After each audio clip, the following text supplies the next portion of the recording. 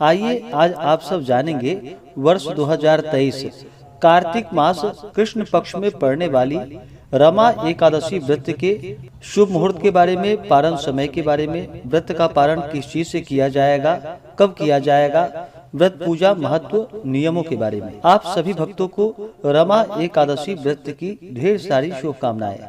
कार्तिक माह के कृष्ण पक्ष में पड़ने वाली एकादशी को इसे रमा एकादशी और रंभा एकादशी के नाम से भी जाना जाता है। इस एकादशी के व्रत में भगवान विष्णु, माता लक्ष्मी का पूजन किया जाता है तथा भगवान विष्णु के श्री कृष्ण स्वरूप का पूजन किया जाता है।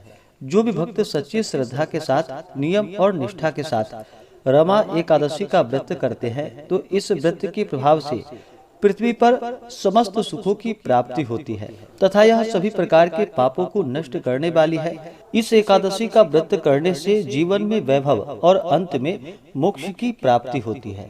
जो भी भक्त एकादशी का व्रत करते हैं उन्हें एकादशी व्रत के लिए, जो कि दशमी के दिन से व्रत में नियमों का पालन करना चाहिए। दशमी तिथि के दिन सूर्यास्त होने से पहले ही भोजन ग्रहण कर लेनी चाहिए। उसके बाद दांतों को अच्छे तरह से साफ कर लेनी चाहिए। दांतों में कोई भी अन्न का रेशा ना होने पाए, इस बात का ध्यान रखें। रात्रि ब्रह्मचर्य का पालन करते हुए भगवान विष्णु के नामों का, भगवान श्री कृष्ण के नामों का और एकादशी व्रत का स्मरण करते हुए सोना चाहिए।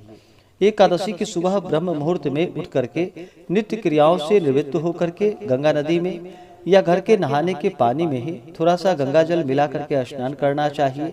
शुद्ध वस्त्र धारण करना चाहिए। व्रत का संकल्प लेना चाहिए।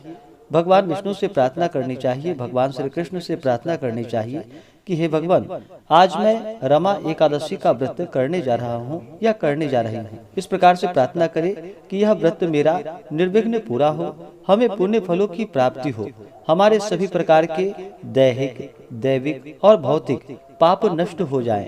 आपके मन में जो भी इच्छा हो, जो भी कामना हो, वह भगवान विष्णु, भगवान श्री कृष्ण से कहें। एकादशी के दिन, जो कि दिन रात्रि उपवास रहते हुए व्रत को धारण करे, जो उपवास नहीं रह पाते हैं, जिनका स्वास्थ्य सही ना हो, वो एक समय फलाहार ग्रहण करे और पूर्ण श्रद्धा भक्ति भाव के साथ एकादशी के दिन सुबह और शाम के वक्त भगवान विष्णु, माता लक्ष्मी, भगवान श्री कृष्ण का पूजन करे, कथा श्रवण करे, भगवान की आरती करे। रात्रि में जहां तक हो सके जागरण करते हुए समय को व्यतीत करे और अगले दिन द्वादशी की सुबह उठ करके नित्य क्रियाओं से निवृत्त होकर के स्नान करके शुद्ध वस्त्र धारण करके ब्राह्मणों को भोजन करवाएं, ब्राह्मणों को दान और दक्षिणा दे और समय के अनुसार व्रत का पारण करे। इस प्रकार व्रत को धारण करने से व्यक्ति के सभी प्रकार के पापों का नाश होता है, जीवन में वैभव और अंत में मोक्ष की प्राप्ति होती है। जो भी एकादशी का व्रत करते हैं उन्हें दशमी, एकादशी और द्वादशी इन 3 दिनों तक शुद्ध और सात्विकता का पालन करना चाहिए। व्रत के दौरान किसी के ऊपर क्रोध नहीं करनी चाहिए। इस दौरान जो कि मांस, मदिरा, प्याज, लहसुन आदि का प्रयोग नहीं करना चाहिए। ब्रह्मचर्य का पालन करते हुए रहना चाहिए। व्रत के दौरान किसी के ऊपर क्रोध नहीं करनी चाहिए। अपने मन में किसी के प्रति ईर्ष्या या द्वेष का भाव नहीं लाना चाहिए और पूर्ण श्रद्धा के साथ ही भगवान का पूजन करना चाहिए, तभी जाकर के पुण्य फलों की प्राप्ति होती है। तो आइए जानते हैं रमा एकादशी व्रत के शुभ मुहूर्त पारण समय के बारे में। कार्तिक मास कृष्ण पक्ष की एकादशी तिथि प्रारंभ समय, जो कि 8 नवंबर 2023 दिन बुधवार सुबह 8:25 और एकादशी तिथि की समाप्ति होगी 9 नवंबर 2023 दिन गुरुवार को सुबह 10:43 पे।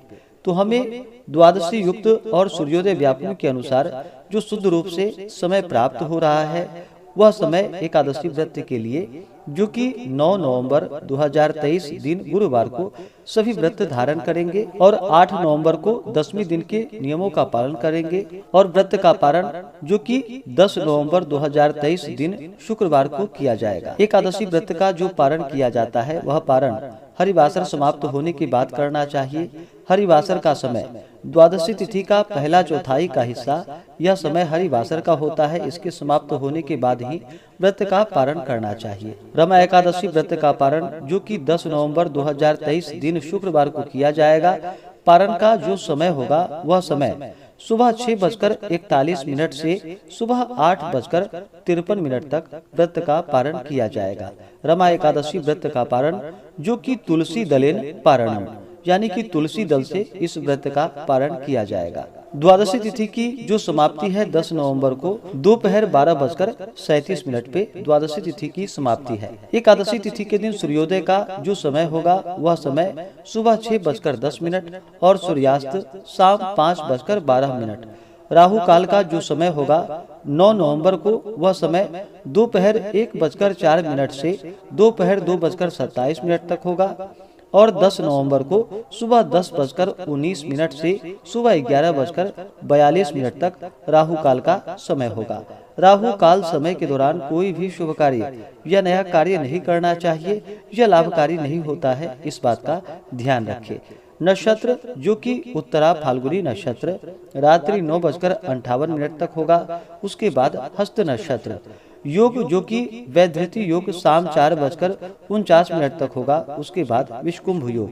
जो भी रमा एकादशी का व्रत करने वाले हैं उन्हें चाहिए कि एकादशी के दिन भगवान का सुबह और शाम के वक्त पूरे विधि विधान के साथ पूजन करना चाहिए। भगवान विष्णु का, भगवान श्री कृष्ण का जो कि जल से अभिषेक करे, पंचामृत से अभिषेक करे, शुद्ध गंगा जल से अभिषेक करे, पीला वस्त्र चढ़ाए, यज्ञोपवीत अर्पित करे। उसके बाद भगवान को तिल और जौ अर्पित करे। भगवान विष्णु को जो कि अक्षत नहीं चढ़ाया जाता है, इस बात का ध्यान रखें। अक्षत के जगह भगवान विष्णु को जो कि काले तिल अर्पित करे। और फिर तुलसी दल भगवान विष्णु को अति प्रिय होता है, तो उन्हें तुलसी दल अवश्य ही चढ़ाएं। उसके बाद पीला चंदन अर्पित करे, पीला पुष्प चढ़ाए, पुष्पों की माला अर्पित करे, फिर धूप और दीप दिखाए, अनेक प्रकार का नैवेद्य अपने श्रद्धा भक्ति भाव के साथ में अर्पित करे। भगवान श्री कृष्ण को विशेष करके माखन मिश्री का भोग लगाए। भगवान विष्णु को जो भी बन सके, ऋतु फल हो या दूध से बने हुए वस्तुओं का भोग भगवान विष्णु को लगाएं। जब भी नैवेद्य का भोग लगाते हैं तो उसमें तुलसी दल डाल करके ही भगवान को भोग लगाना चाहिए। बिना तुलसी दल डाले हुए भगवान उस नैवेद्य को स्वीकार नहीं करते हैं, इस बात का ध्यान रखें। नैवेद्य का भोग लगाने के बाद जल से आचमनी करवाएं।